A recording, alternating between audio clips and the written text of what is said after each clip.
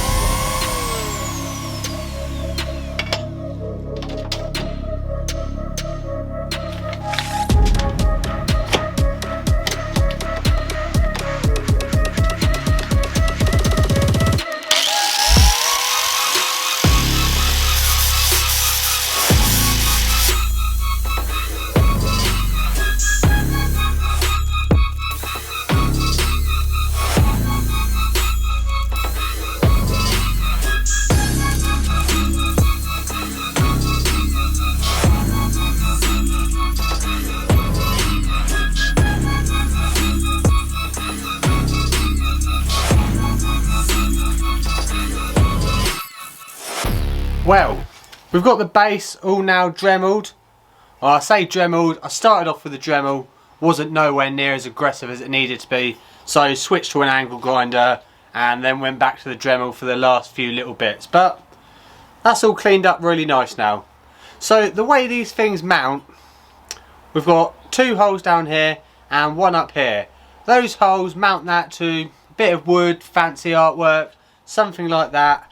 But for now we're going to utilise those holes to be able to mount this easier to the mill. So my plan is, I've got this massive block of steel left over from when we done the quick change tool post, and it turns out this is pretty square. So what I'm thinking is we drill these holes out, we drill and tap our steel block, we screw this to the block, and then in theory we've got a nice square reference that will be easily mountable on the mill, and from that we can take all the measurements we need to accurately drill and machine this base out. So that's the next thing we're going to be doing, heading over to the mill quickly, drill these out, drill and tap that out, mount it together, and then we can start machining properly on the mill. For now then, we're going to use the mill just like a pillar drill really, get these holes drilled and tapped into the block so we can securely bolt this to the block. After that we can think about proper clamping procedures to get this mounted nicely to the table. So for now, let's do some drilling.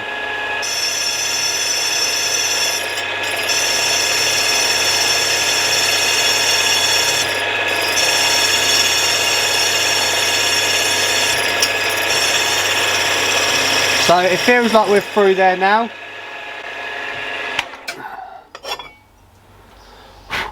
Yeah, all the way through, and we've just touched off. So we're going to switch drill bits out now, drill this out to accept an M4 tap, bolt this down, and we'll go again for the other hole.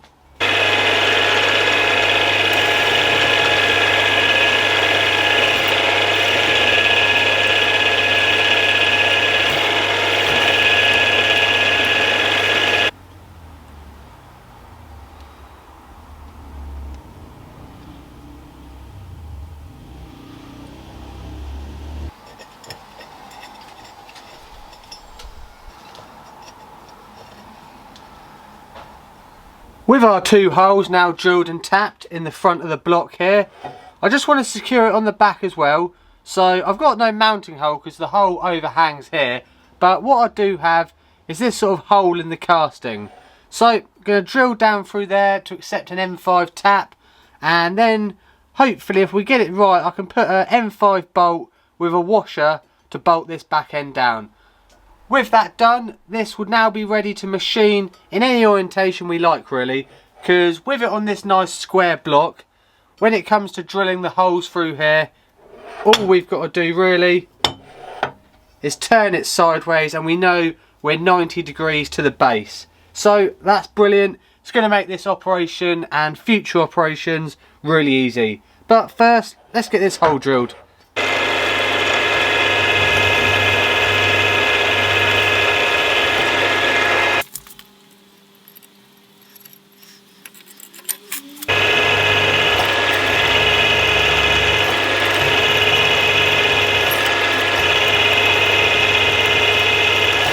There we have it then, first operation all done, and we've not actually done any machining yet, so it just goes to show how long this project's going to be.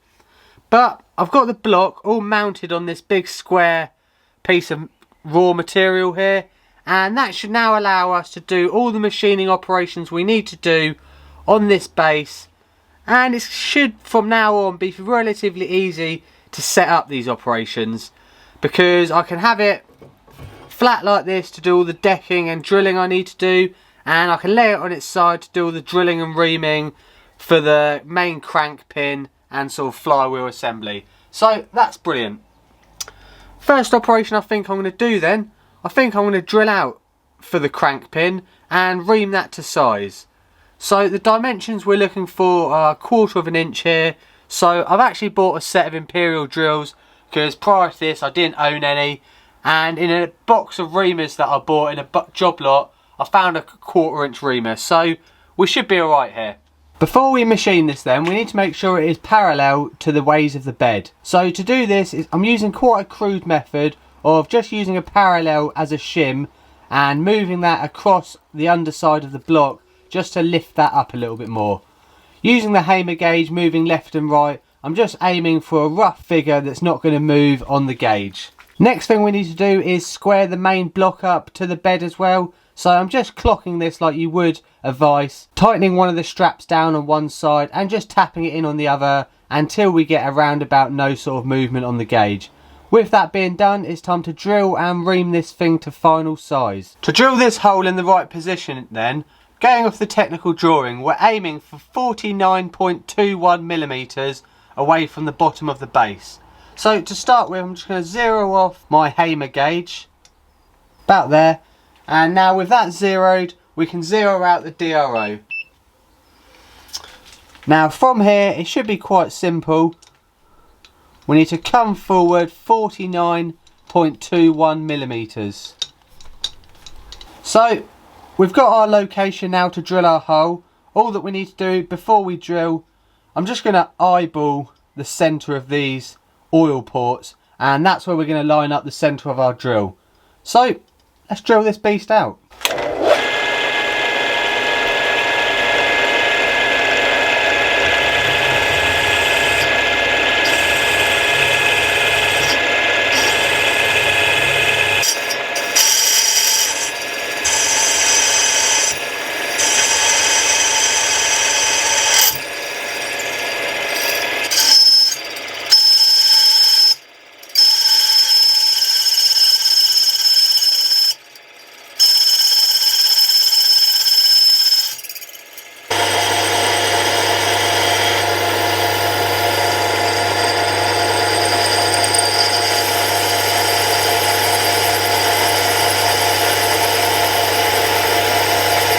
Well, I'm pretty happy with how that first machining procedure went. Seemed to drill and ream really nice. So I think this might be jinxing it, but I think that's the only operation we have to do with the part laying on its side. So with that, I can take all these clamps off. Yeah, so we've now got a nice hole going through the middle. And just eyeballing it, that looks pretty much dead on centre line. So that's brilliant. Next thing I'm going to do now, I'm going to clock this ball back in on its laying sort of upright position now, and then from there we can start doing a bit of machine work. So we've got a bit of milling to do, a bit of side milling, bit of top milling, and then from then we've also got some drilling to do. So I'm going to set up the ER32 collet and get some end mills in there, and yeah, we'll just start hogging off material really. The first parts we're going to machine then are the faces that are here and here. So to begin with, we're going to start down this end here, and the reference point for this is the base. So from the base up, we're looking at 38.1 millimeters. That is the surface that this needs to be at. From there, we're looking at another 8.3 millimeters above that, to which this surface should be here. So I'm not too sure how much material we're going to have to remove on this, but I do know this should be a quick and easy method for cleaning these up. Setup wise, I've literally just flipped the part so it's in the upright position, and I've just ran the hammer gauge down the back here again to level it on the bed. So I know that this is square to the X direction of the mill, and flatness wise we're not overly worried. I know this block isn't a perfectly machined part, but for what we need this for, this is going to be level enough and hopefully rigid enough that we can get this light machining done. So going to touch off down here and get going on things. So we're just coming all the way down until we touch off on this steel block. We're only looking for the very lightest of touches. Right, we've touched off there. So from there I'm going to zero out the DRO, and we're going to come up 38.1 millimeters.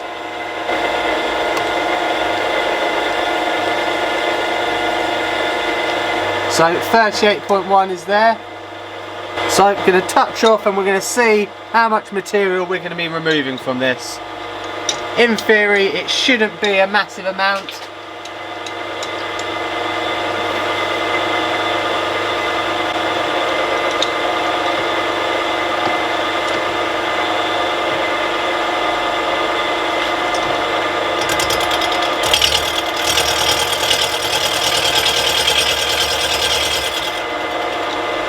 Yeah, it's not too much. We should be able to do all of that in one pass.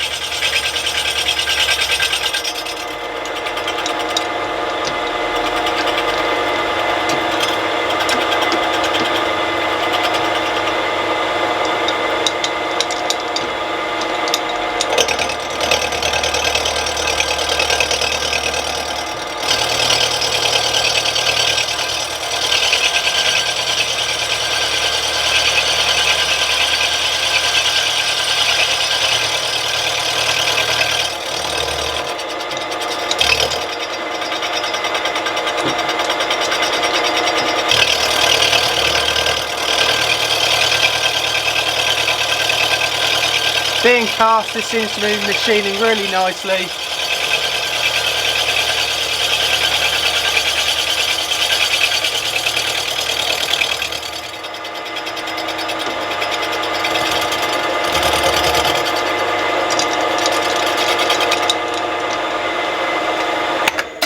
So that's the first bit of machining done as such.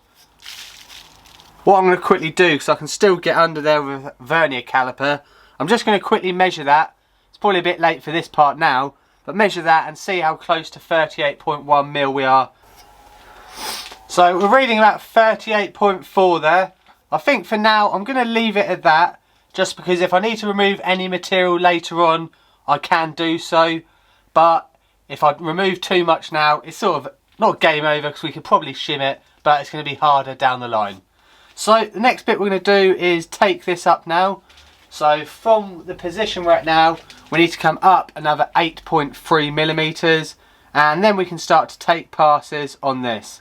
Hopefully again we might be able to do this all in one pass, which will be really nice.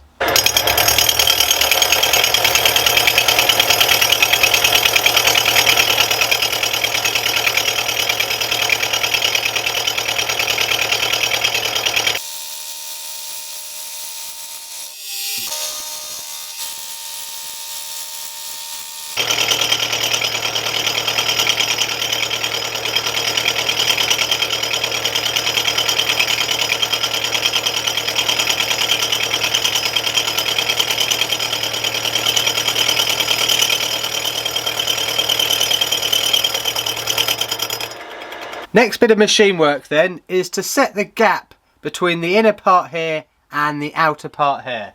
So on the drawing it gives this inner part to be 9.52 millimeters. So let's see what we're currently at. We're not too far off that actually. I'll tell you what, I don't think we actually have to machine anything off that. We're sort of at about 9.7 millimeters there, so we're already over that value. So machining anything off from in here isn't going to be relevant. What about the outer part? So outside to outside we're looking at 19.05 mil. Yeah, I think we're going to have to machine a little bit off of this. We're at 19.5 mil now, so we need to take off about 0.4 mil. So 0.2 off each side. So that should be a fairly easy process to do. With that all machined, we can then think about drilling our holes ready for when the chamber and cylinder is going to bolt to. So let's machine that and drill some holes.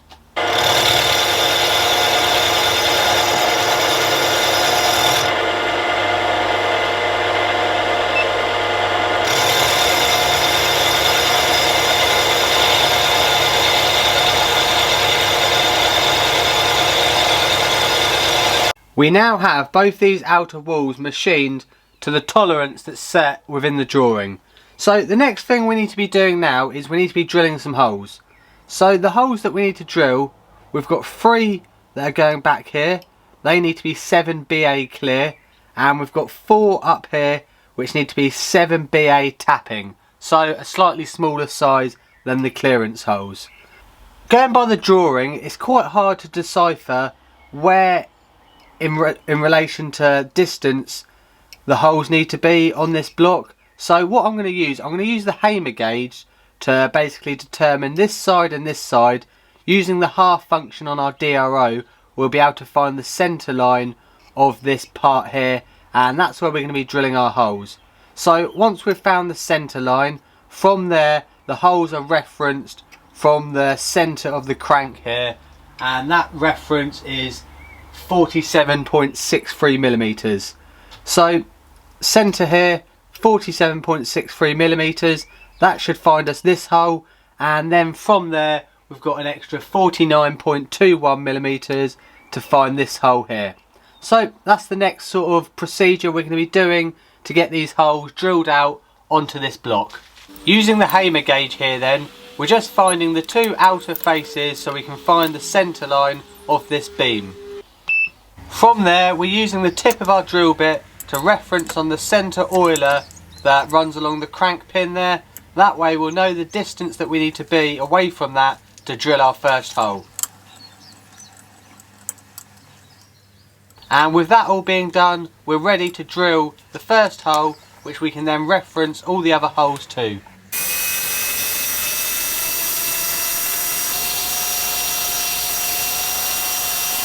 With these 4 holes now successfully drilled, ready to be tapping at a later date, we can move on to these final 3 clearance holes. To get the location of these 3 clearance holes, we're going to be using 2 reference points. One, we're going to be using this casted machine nut to find the centre line here, and the second reference point we're going to be using is the centre of the crank again, because that's going to give us the distance between these 3 holes. So with that in mind, I'm going to set up the centre drill again, reference in a similar way to we did before, and get drilling. So the first hole here is going to be 125.41 millimeters away from this crank pin. So let's move that across. 125.41, which is there. So let's drill that out.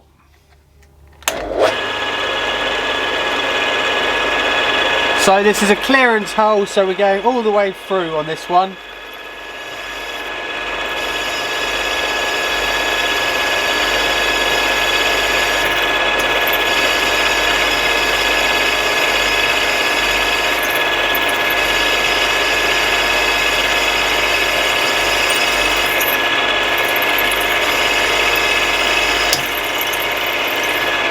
And there we are through.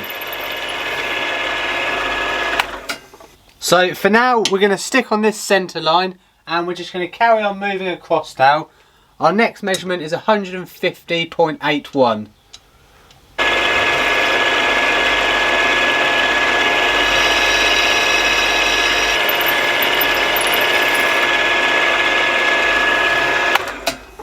So that's 2 out of the 3 clearance holes done.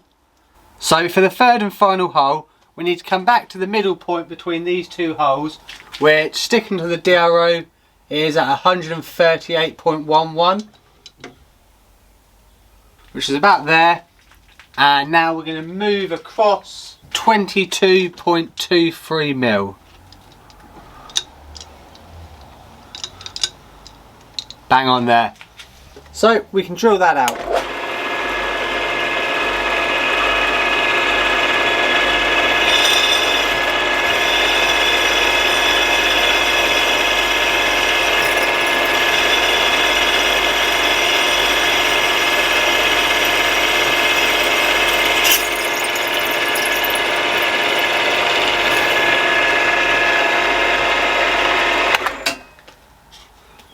There we have it then. That is all the holes done, I believe.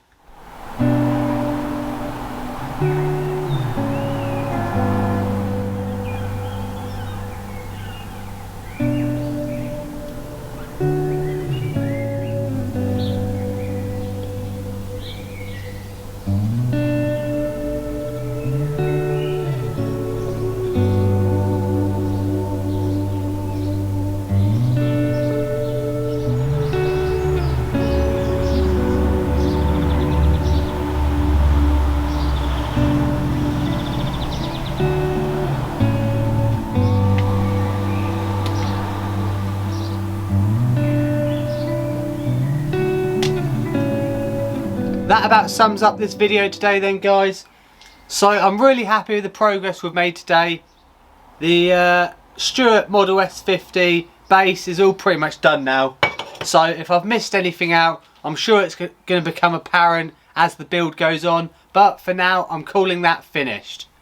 So in the next video, I think I want to get the crank pin done and the flywheel. With those 2 bits being done, we can stick them on the base and we can see pretty much how true our centre hole was for that crank and any other issues we might have with clearance there.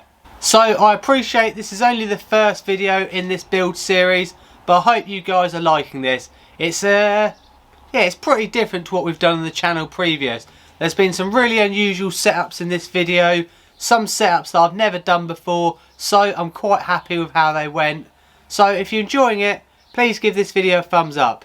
But until next time, go back, enjoy the channel, watch some previous videos, and I'll see you next time.